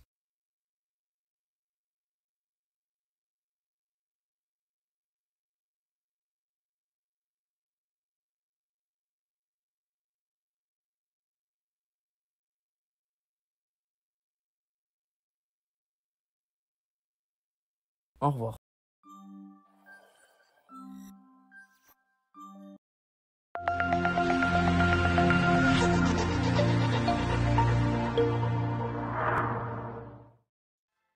Bonjour à tous. Maintenant que nous pouvons passer de page en page sur notre application web, dans ce module, on va apprendre comment remplir de contenu nos pages. Et pour cela, nous allons voir de nombreux widgets et composantes que Ionic nous fournit. Dans ce module, nous allons donc voir un peu plus en détail les composantes Ionic les plus importants. Dans un premier temps, nous allons voir comment les attributs de ces composantes fonctionnent. Puis nous parlerons plus en détail du système de grid, même si nous l'avons utilisé précédemment. En troisième, nous parlerons des composantes Ionic les plus importants et les plus utiles, tels que IonList ou IonItem. Et par la suite, nous utiliserons d'autres composantes plus généraux qui pourraient être utiles pour tout type d'application web. Enfin, pour terminer, nous allons parler des contrôleurs. C'est tout pour cette vidéo. Vous savez désormais ce qui nous attend dans ce module.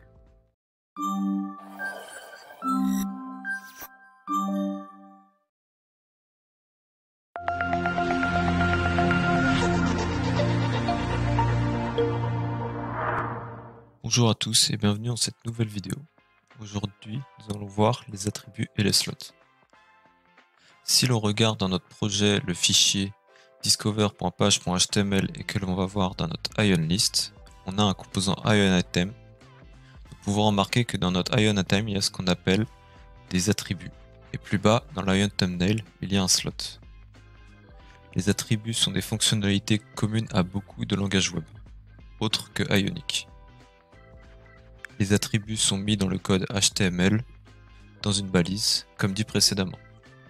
Au niveau de la mise en forme, cela ressemble à d'autres langages web dans son insertion, mais pas dans son écriture. Ici, on utilise de l'Angular. Maintenant, pour les slots, on peut le voir ici dans notre ion thumbnail, on utilise un slot start. Les slots ne viennent pas d'Angular, ce sont des fonctionnalités natives des navigateurs web. Ils permettent de définir une place dans un composant web où des contenus externes peuvent être affichés. Pour que ce soit plus clair, nous pouvons aller voir le code source officiel d'Ionic sur GitHub. Pour cela, nous devons trouver le fichier item.tsx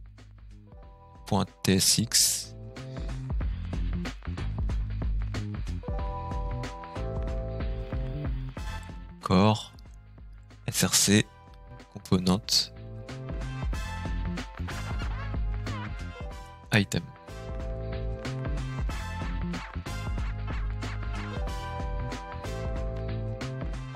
Et le voilà. Si on va en bas du fichier, on peut voir dans la méthode render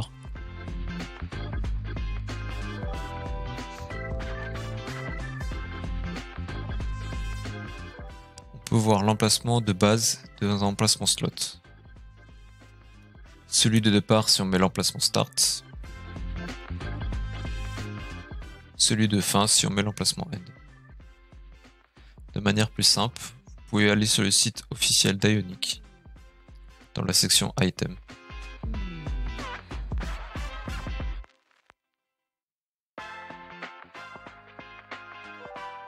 Et voici les options de slot. Si on reprend notre programme, on sait désormais que le slot start présent dans l'ion thumbnail va poser son positionnement le plus au début possible de son ion item. Voilà comment fonctionnent les attributs et les slots. Nous allons beaucoup les utiliser dans ce module. C'est tout pour aujourd'hui. On se retrouve dans une prochaine vidéo pour parler des grids.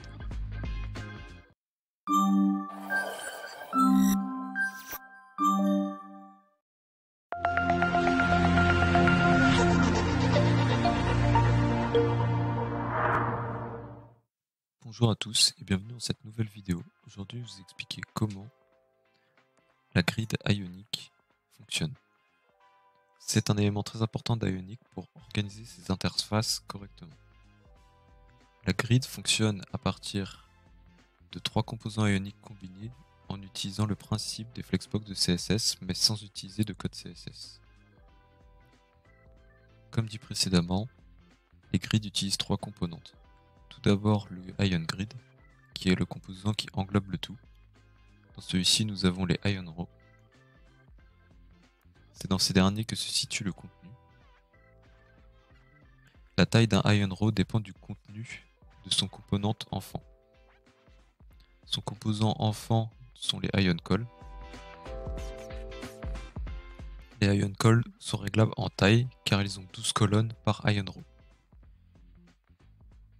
Le contenu que l'on veut afficher dans une grid est fait pour être structuré avec différentes rangées et colonnes. Nous allons voir comment s'occuper des colonnes de manière responsive. Sur notre application, sur la page Discover Places, nous utilisons déjà des grids, comme pour cette image. Si nous changeons notre vue et la mettons en mode mobile, elle s'adapte à la taille de l'écran.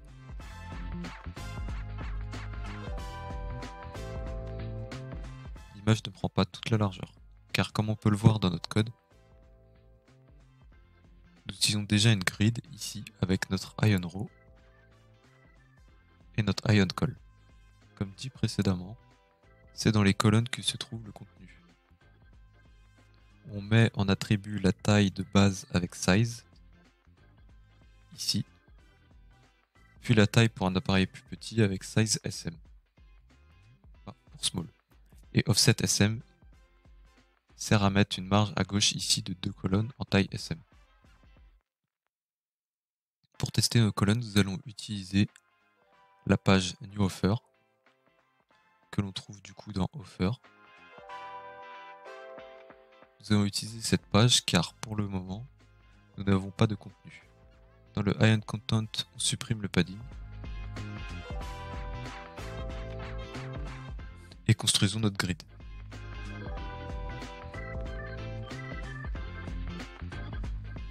Avec sa ligne.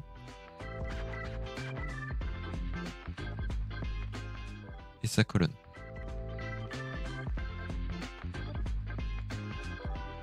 Pour que ce soit plus visible, nous allons modifier les colonnes avec du CSS.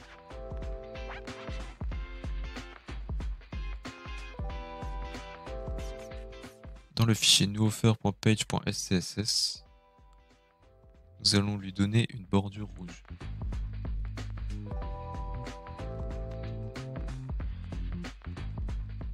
D'un pixel.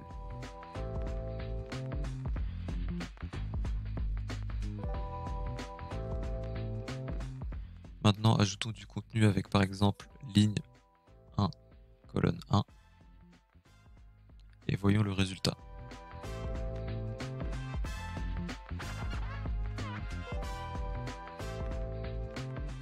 Ce que nous pouvons remarquer, c'est que notre contenu prend par défaut toute la largeur de la page, à part le padding qui est de base pour tout contenu. C'est possible de le supprimer en ajoutant sur Ion Grid une classe NoPadding, la classe Ion NoPadding, qui a pour effet, comme on le voit, de supprimer tout padding existant. Comme on vient de le voir, si on n'ajoute pas d'autres colonnes, la colonne ajoutée de base prend les 12 disponibles. Mais si nous ajoutons une colonne, on peut voir que celles-ci prennent une place égale.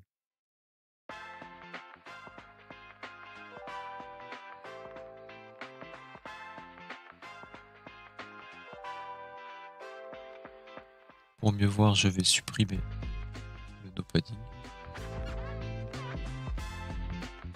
Maintenant, si on ajoute 12 colonnes, nous pouvons voir le partage de la grille en 12 colonnes de manière égale. Par contre, si on ajoute une 13e colonne, on peut voir que ce n'est pas fait pour ça. En effet, si on réduit la taille, on peut voir que Ionic ajoute automatiquement un breakpoint. C'est tout pour aujourd'hui, merci d'avoir regardé la vidéo. La prochaine fois, nous parlerons plus en détail sur le contrôle de la taille des colonnes.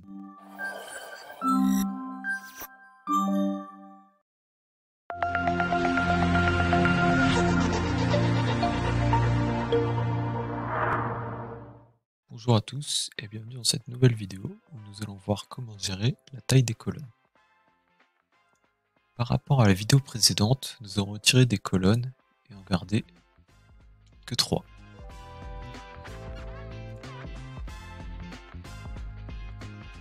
Si on recherche notre page, on peut voir ici qu'il nous reste 3 colonnes, que ce soit sur petit ou grand écran. Pour rappel, il y a un maximum de 12 colonnes. Dans ce cas, grâce à l'attribut size, on peut par exemple dire que l'on veut 5 colonnes pour la première, 3 pour la deuxième et 4 pour la dernière colonne.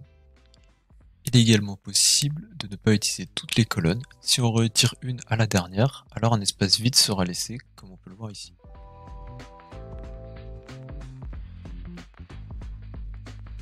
C'est également ce qu'on a fait sur notre page discover.page.html. En size small, on indique seulement 8 colonnes, plus un offset de 2, ce qui nous fait 10 sur les 12 disponibles. On peut également dire que l'on veut que nos colonnes aient une taille de 3. Cela laisserait donc un espace vide de 3. Mais si nous voulions mettre la première colonne au centre de tout, C'est là que l'offset est utilisé.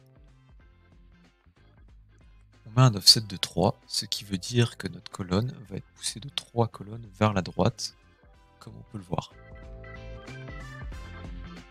Maintenant, si on veut centrer le tout, on peut mettre un offset de 1.5.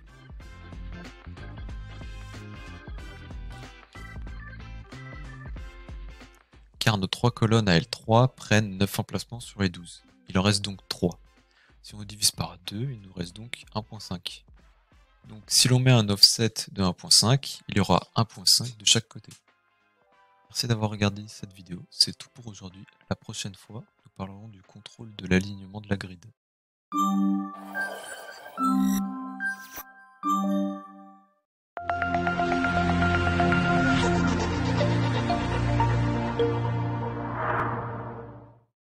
Bonjour à tous et bienvenue dans cette nouvelle vidéo. Aujourd'hui nous allons parler de l'alignement de la grid. Si on veut augmenter la hauteur d'une colonne, on peut en mettant un style CSS sur la row, avec par exemple 300 pixels.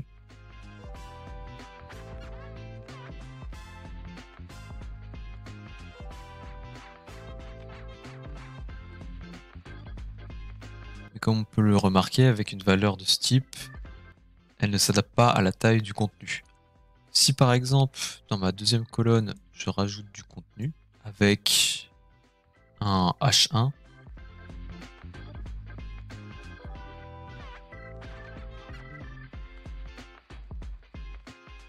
et un long paragraphe avec lorem ipsum,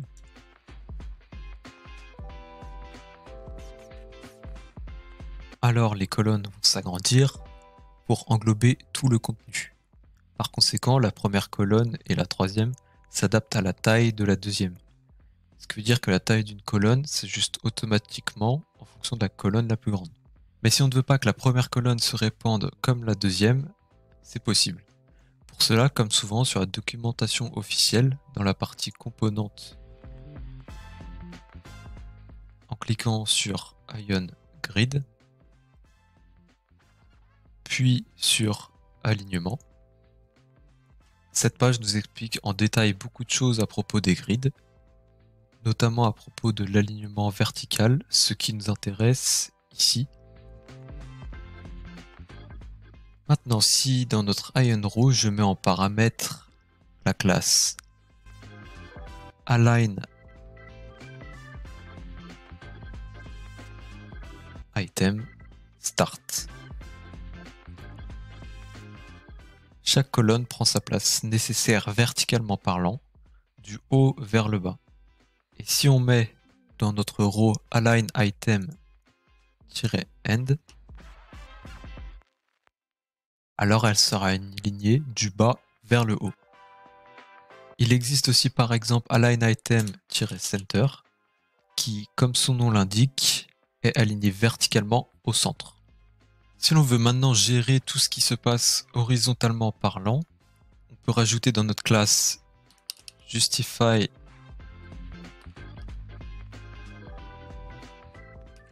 Content-End par exemple. Voilà ce qui se passe et bien évidemment comme tous les paramètres verticaux qu'on a vu avant, c'est-à-dire Start, Center et End, il est possible de le modifier également pour l'horizontal. Par exemple ici, Center. Merci à tous d'avoir regardé cette vidéo. La prochaine fois, nous parlerons de la responsive de la grid.